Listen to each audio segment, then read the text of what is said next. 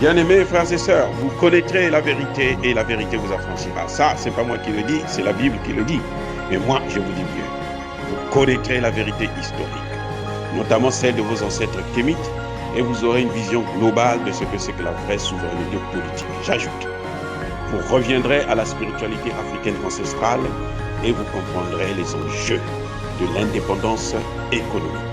Et pour terminer, vous accepterez votre identité culturelle kémite et vous obtiendrez deux choses. La première, c'est la paix. La seconde, c'est le développement, à une condition.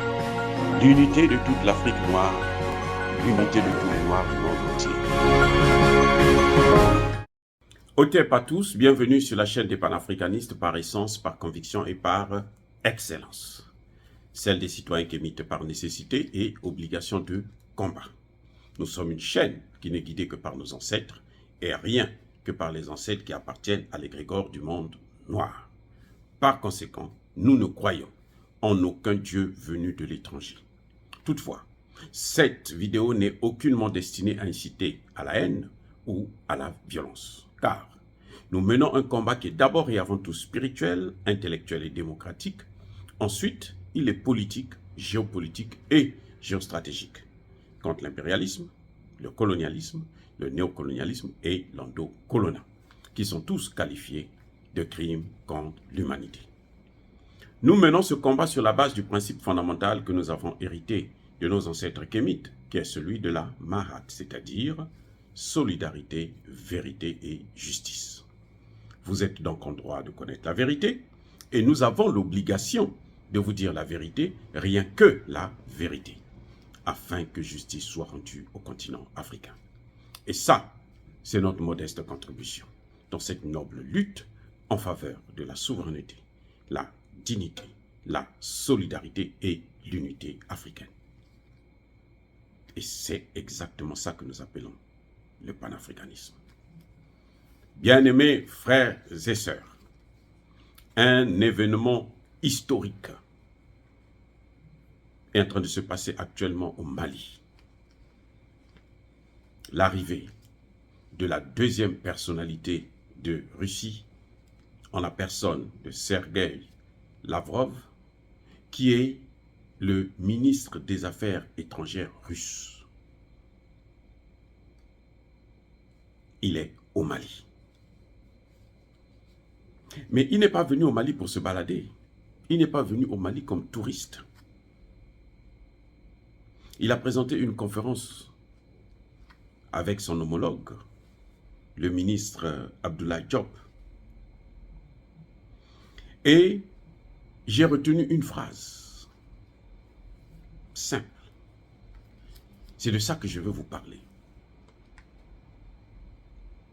Je ne vais pas rentrer dans trop de détails, mais je veux d'abord vous lire la phrase. Et après, nous allons voir quelle est la pesanteur, la force de cette phrase. Le ministre Lavrov dit « La lutte contre le terrorisme est bien sûr d'actualité pour les autres pays de la région. Nous allons leur apporter, écoutez bien, c'est là que ce qui est plus important, nous allons apporter donc aux pays de la région du Sahel, il parle du Sahel ici et du Golfe de Guinée, notre assistance pour surmonter ces difficultés. Cela concerne, et là c'est encore la chose la plus intéressante de cette conférence. Cela concerne la Guinée, le Burkina Faso, le Tchad et en général la région sahélo-sahélienne et même les pays riverains du Golfe de Guinée. Bien-aimés frères et sœurs, Sergueï Lavrov n'est pas venu pour se balader. Et il est venu confirmer. Eh oui, il est venu confirmer que la Russie ne se laissera plus faire. La Russie ne va plus laisser l'Occident dominer le monde, y compris l'Afrique. Ne va plus laisser l'Occident détruire le continent africain. Ces pays qu'il cite là,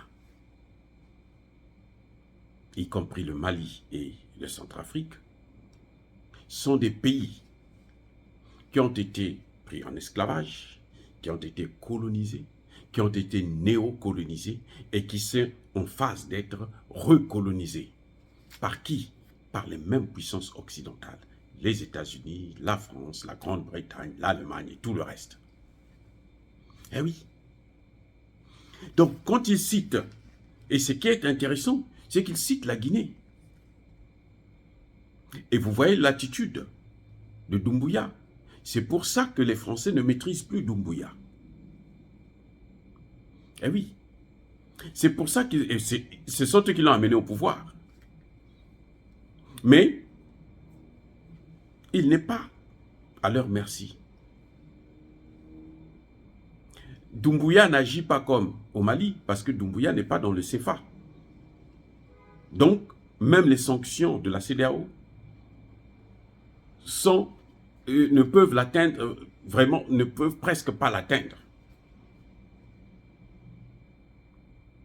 Surtout qu'il n'est pas enclavé. Il a accès à la mer. Mais ce qui m'a le plus intéressé, c'est ce que je vous ai toujours dit. C'est le fait qu'il cite nommément le Tchad. Il n'a pas cité le Gabon. Il n'a pas cité la Côte d'Ivoire. Il n'a pas cité le Bénin, le Togo. Il en a parlé dans le cadre du golfe de Guinée. Mais il a cité nommément le Tchad. C'est le problème que Idriss Déby est en train de faire face actuellement. Ce n'est pas pour rien qu'il vient d'être convoqué par Emmanuel Macron pour lui tirer les oreilles. Parce que le Tchad est à la croisée du chemin. Il y a d'une part les États-Unis, d'un côté, et de l'autre côté, vous avez la France. Les deux se battent pour avoir le monopole sur le Tchad. Mais il y a d'autre part la Russie qui est en train d'avancer à petits pas. La France continue à parler du G5 Sahel alors que le Mali ne fait plus partie du G5 Sahel. Et le Burkina Faso non plus. Parce que le comportement, je vois mal le Burkina Faso aller s'asseoir avec Bazoum pour régler le problème de l'insécurité dans la région, dans le Sahel. Alors que Bazoum a toutes les bases militaires françaises et américaines là-bas. Et que ceux qui sont actuellement au Burkina Faso, qui sont expulsés là, ils vont aller où? Ils vont aller au Niger. Donc, le G5 Sahel devient carrément le G3 Sahel. C'est-à-dire le Tchad, le Niger et la Mauritanie. Et si Idriss Déby a été convoqué en France, c'est certainement pour lui dire, mais il faut que tu fasses tout pour maintenir le Burkina Faso. Eh oui. Mais donc, quand on lit le discours de Lavrov, et on le voit, la façon dont ils ont équipé l'armée malienne, c'est sans précédent. L'armée malienne, en quelques mois, est mieux équipée que l'armée malienne en 40 ans d'existence. Et ce qui est intéressant, c'est qu'il a fait comprendre que l'armée est en train de monter en puissance, puisqu'elle est en train d'avancer dans la résolution de la crise. Parce que l'armée malienne a récupéré beaucoup de villages et de villes. La situation n'est pas encore terminée. De toutes les façons, là où la France a échoué pendant presque 10 ans, eh ben, ce n'est pas en 3 mois ou en 4 mois, presque en 1 an, que l'armée malienne va mettre un terme complètement, parce qu'il fallait d'abord réorganiser l'armée, il fallait l'équiper, ainsi de suite. Le temps de tout ça, ça passe et on est en train de voir, mais on voit déjà les résultats. Donc ce qui est dit au Conseil de sécurité, Lavrov est en train de vous dire que non, que le Conseil de sécurité dit là, c'est faux. C'est pas la réalité sur le terrain, c'est que l'armée malienne a progressé. L'armée malienne est en train de donner vraiment des peurs, des chaos. Et la peur a complètement changé de camp. C'est la même chose pour le Burkina Faso. Et nous sommes fiers aujourd'hui de savoir que, au moins, le ministre des Affaires étrangères russe vient affirmer que moi, je suis avec ces pays. Il est avec le Mali, il est avec le Burkina Faso, il est avec la Guinée et il est avec le Tchad. À Idriss Déby maintenant de prendre courage parce qu'il est dans une situation très difficile. Je vous ai déjà dit dans une précédente vidéo que ce n'est pas Idriss Déby qui a tiré sur ses enfants qui marchaient. Ce sont les Français, les Occidentaux. C'est leur spécialité. Parce qu'ils se sont dit, il ne faut pas que Idriss Déby puisse avoir le soutien du peuple, sinon on va virer la France. C'est automatique. Donc, pour le mettre en conflit, et beaucoup d'analystes n'ont pas compris ça. Ils ont utilisé Succès Masra pour organiser cette marche, et puis ils en ont profité pour tirer sur des innocents, sur des pauvres enfants, comme ils l'ont toujours fait d'ailleurs. L'armée française a massacré des gens en Côte d'Ivoire, autour de la présidence. Personne n'en parle. Et c'est gratuit. Malheureusement, nous, on continue à pleurer nos morts. Donc, c'est ce qu'ils ont fait là, après avoir tué eux. Ce n'est pas les rebelles tchadiens qui ont tué Idriss Déby. C'est l'armée française, ce sont les services de renseignement français qui ont tué. Et ce sont eux aussi qui ont massacré ces enfants qui marchaient.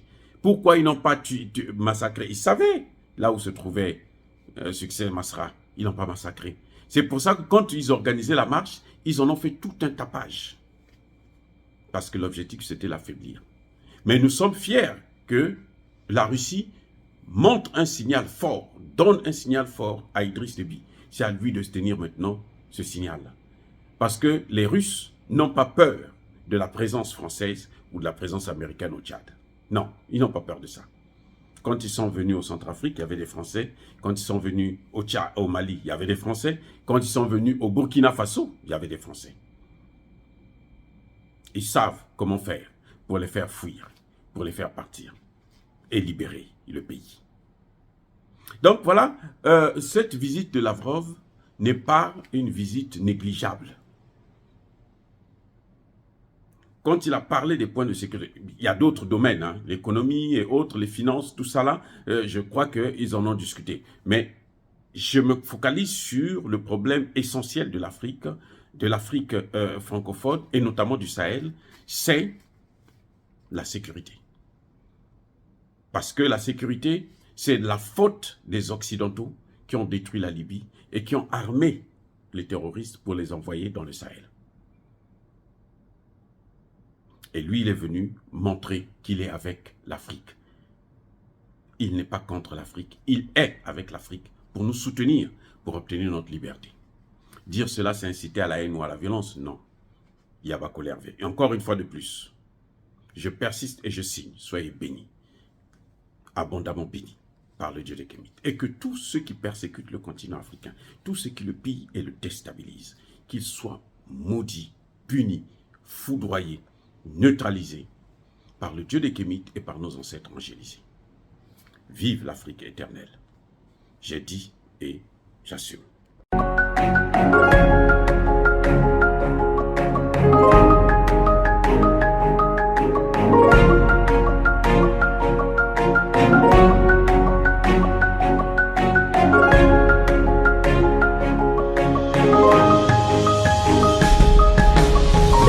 Eux, ils marchent par la foi et non par la vue. Mais moi, je vous conseille vivement de marcher par la connaissance scientifique et historique, notamment celle de nos ancêtres kémites, par les 5 sens et par l'intelligence. Abou Abia.